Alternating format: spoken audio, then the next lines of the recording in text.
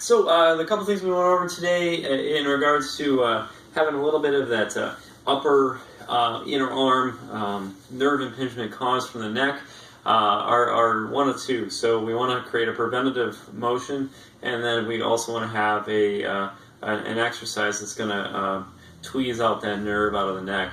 So the first thing we went over was discussing creating an exercise of any movement you do. So what I would suggest is whenever you go to engage in a sitting posture where you're reaching forward, like all that driving you're doing, or even just simply reaching out throughout the day, or then your nighttime position, you want to try to pack back those shoulder blades. So try to create a little bit of a middle back extension, so you're bringing that chest forward, and you're also bringing those shoulder blades back in together.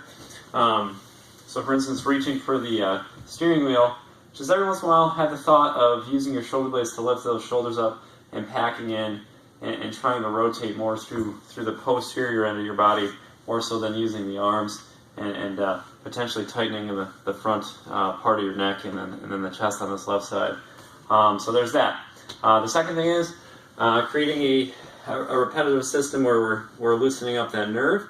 So what I would do for that is a simple stretch slash flossing exercise. You could do that. You could do this hourly if you want to, and I would shoot for 10 to 15 reps, as long as it's not creating pain or weakness. So if it creates more tingling while you're doing it, that's okay. And then what you want to look for is that it feels better after you're done. So what you're going to do, you want to keep your shoulders and hips in line as best as possible when you do it. So once again, those shoulder blades are going back. You want to turn your head to the right, and then it's as if you're trying to throw your head over the back of your shoulder on the right. So you're creating a little of a bend and a little bit of rotation as well, and a little bit of extension. So from another viewpoint, I'm turning in here, and if you look from my backside, I'm turning and I'm doing a bend. You should feel a great pull through the front. That's part one of this. Second part is bringing your hand behind shoulder width, or your shoulder, in a lower position. So turn, bend over, and then create a bend through the wrist with the arm locked in place. You'll feel a fantastic stretch through that top end of the arm through the thumb. And just do those repetitions nice and easy, trying to get a little bit more out of each one.